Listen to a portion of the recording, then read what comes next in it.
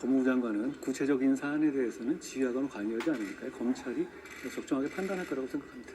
장관님, 지금 후보자들 인사검증이 제대로 이루어졌다고 보시나요? 인사검증은 시스템에 따라서 이루어지는 것이고요. 어제 김해 후보자가 청문회 도중에 퇴장하셨는데 어떻게 생각하시나요? 그걸 제가 말씀드릴 문제는 아닌 것 같습니다. 수사 실패 시인을 인정하라 이런 얘기가 나오고 영장 재판이라는 것이 범죄 혐의가 인정되는 경우에도 기각할 수 있는 시스템이죠. 그렇기 때문에 오거돈 전 시장, 김경수 전 지사, 김은경 전 장관 등등 수많은 사람들이 구속영장이 기각됐었지만 결국에 중형을 받고 수감됐었죠. 범죄 혐의자 측에서 영장 한 번 기각됐다고 기세등등하게 법집행 책임자를 공격하는 것에 대해서 국민들이 그렇게 좋게 보실 것 같지는 않습니다. 장관님, 저희 같은 법무부 장관인데요. 근데 이 박범계 장관님은 미국 출장 경비나 내역이 2배 이상 차이가 나는 게 어떤 이유 때문에? 뭐 저한테 물어보실 일은 아닐 것 같은데. 탄핵을 장관님의 탄핵을 민주당에서는 국감 이후에 보고 결정하겠다 이런 말을 홍익표 원내대표가 하셨는데 왜 지금 안 하시죠? 왜 지금 안 하시는지 모르겠네요. 우리 헌법의 제정자들이 자신들이 만든 이 탄핵이라는 중대한 제도가 이렇게 민주당이 쓰는 것처럼 범죄 혐의자를 옹호하는 도구로 악용될 거라고는 상상도 못했을 것 같습니다.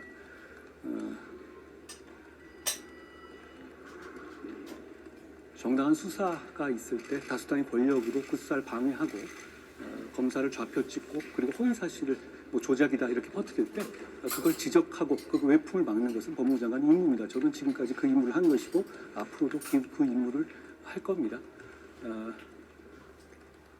다수당의 힘으로 남 눈치 안 보시고 국민 눈 신경 안 쓰시고 하시고 싶은 거 다 하시니까 저는 저번에 제가 말씀드렸죠. 하시고 싶은 거 하시라 이런 말씀을 드렸었는데 그 입장이 같습니다. 당연 이균용 대법원장 후보자 야당 주도로 결국 부결이 됐는데 법조인으로서 어떻게 평가하시는지?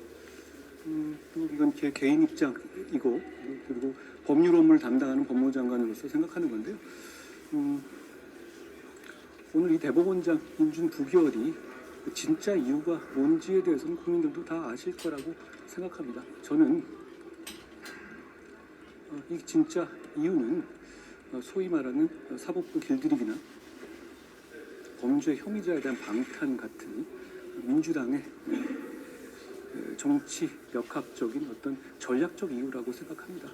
그런데 그런 명분 없는 이해타산 때문에 사법부가 혼란을 갖게 되고 그로 인해서 국민들이 피해를 보는 것에 대해서 저는 안타깝게 생각합니다. 국민들께서 공감하시지 않을 거라고 생각합니다. 범계 의원님 얘기 나와서 말씀드리는데 사실 출장을 신고를 누락했다, 축소했다 이런 의혹이 있잖아요. 법무부에서 어떻게 보시고 계시는지 그 경위에 대해서 저희가 지금 파악하고 있는 상황입니다. 뒤로 치워주고 어떤 상황이 어떤 것이 드러나고 왜 그랬는지를 파악해 봐야 되겠죠. 그 전에 조치가 어떻게 될 거다 이렇게 말씀드리는 건 좀 성급한 것 같고요.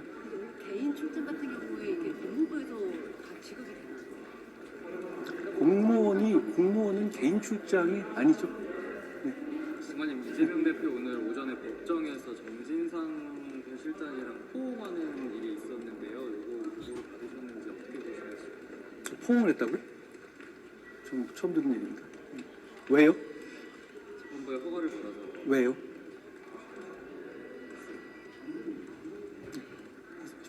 장관님, 인사에 대해서는 장관님께서 가장 많이 검증을 많이 하시지 않나요? 인사 저희 여러 차례 말씀드렸잖아요.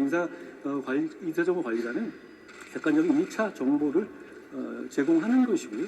추천이나 비토하거나 제가 관여하지는 않습니다. 그런데 지금 인사가 제대로 된 인사가 없는 것 같아요. 계속 말씀하시는데 의원님이 말씀하신 건 비슷한 건데 판단의 문제고요. 각각 역할을 하고 있다고 저희는 생각합니다. 지금 후보자들이 자꾸 후보자들이 중도 퇴장하거나 아니면 청문회에서 욕설을 하는 등 좀 문제가 많은 것 같은데 어떻게 생각하시나요? 기자님, 그걸 저한테 생각을 물어보신 문제는 아닐 것 같아요. 마지막으로 예. 민주당에서